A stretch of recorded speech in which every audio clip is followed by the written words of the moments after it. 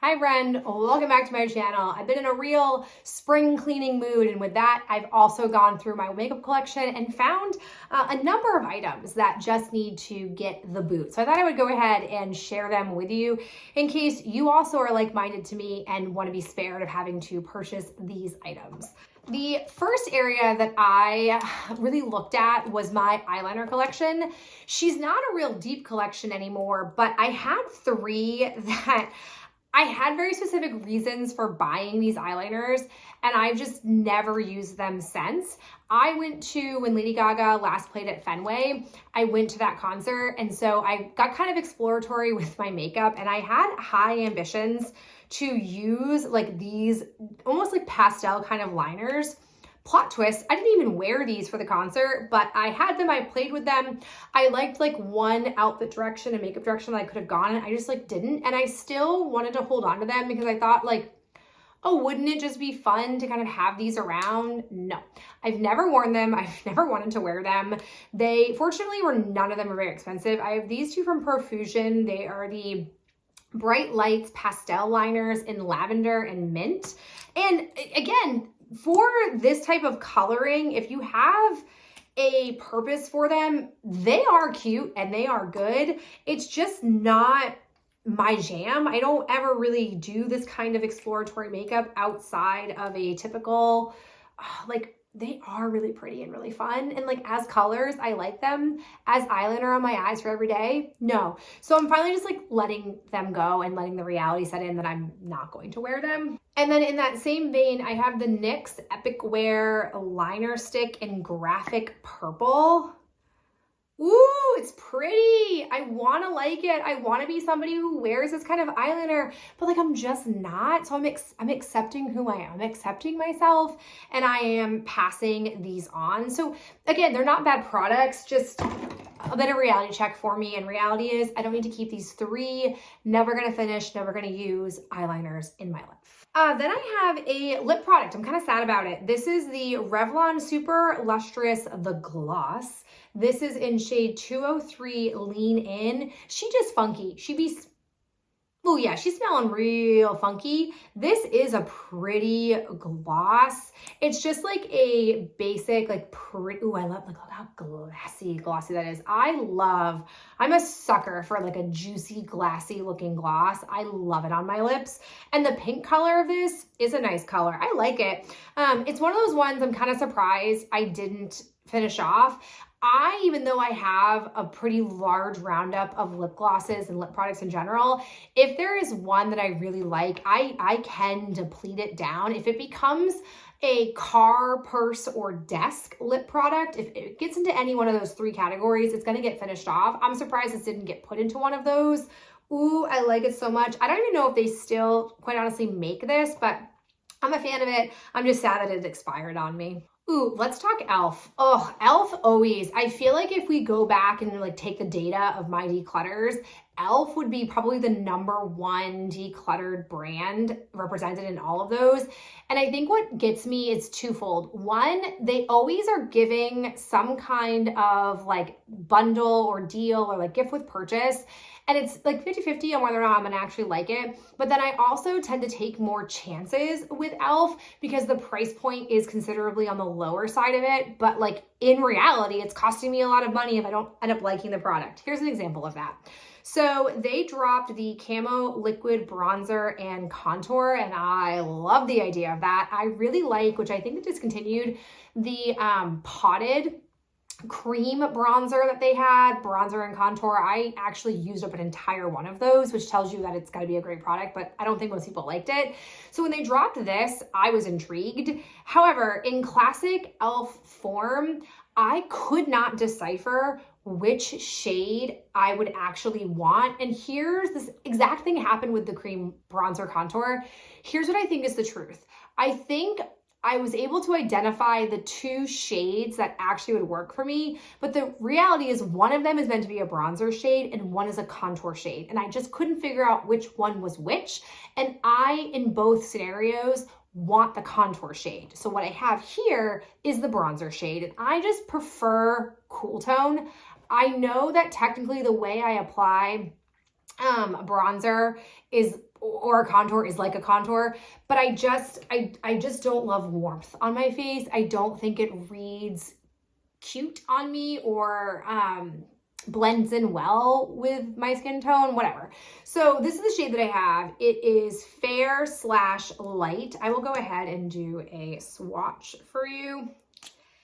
No, it has like that like orange, like it doesn't, I know this is a lot of color and you wouldn't put this much on, but like there's definitely that oranginess in there. That warmth does not look good on my skin tone, even in light. So I actually have on my face today the cool version of whatever, I don't know what shade that is, but the cool version, and I like it a lot. I think it looks really nice on my skin tone. It blends out very well. This is a very nice product. I really do like this. It blends out, it holds all day. It's a really lovely product overall. This is just a bad shade for me.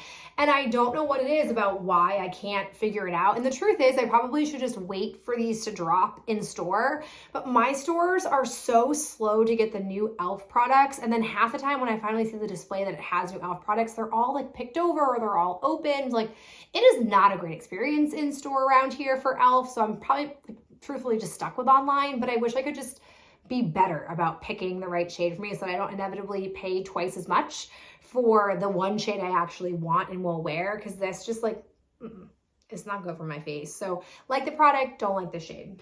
While we're here though, let's just keep talking about E.L.F. In that order with those, I got this gift with purchase. And so I got the liquid metallic eyeshadow in the shade Little Dipper, or is it just called Dipper? I don't know. But it's this like pinky shade. And I was like, oh, I feel like I've heard good things about these. No, I was so bummed about this.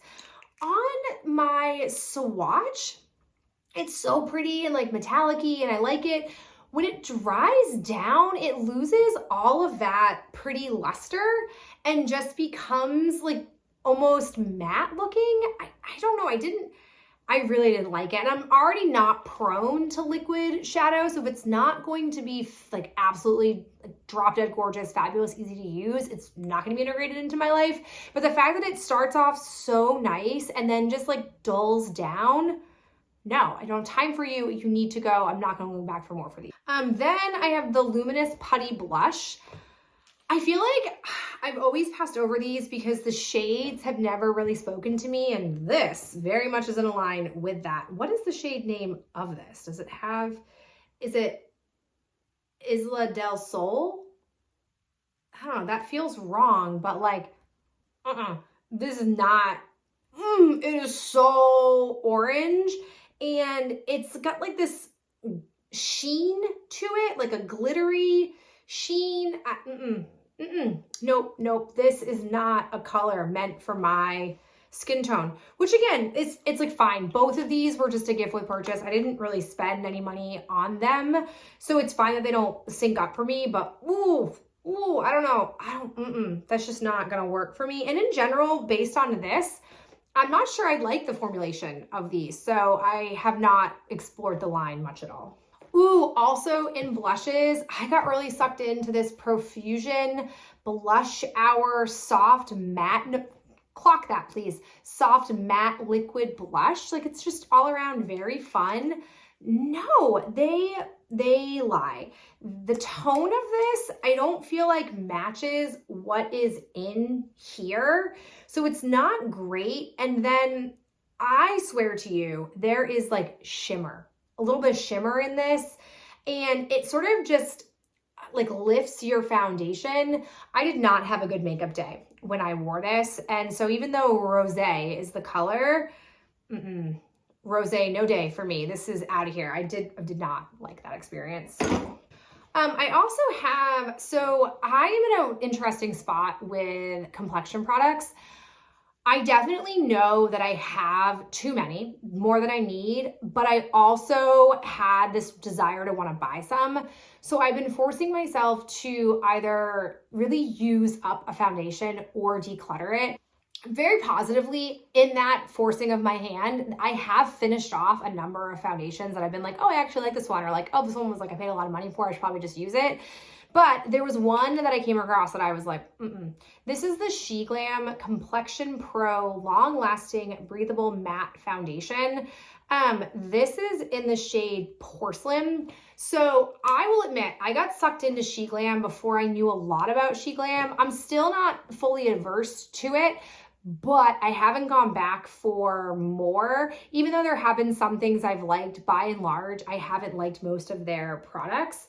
And with this, it's similar to like the E.L.F saga. I couldn't figure out what my shade was. And so I bought a few of them because they were relatively inexpensive.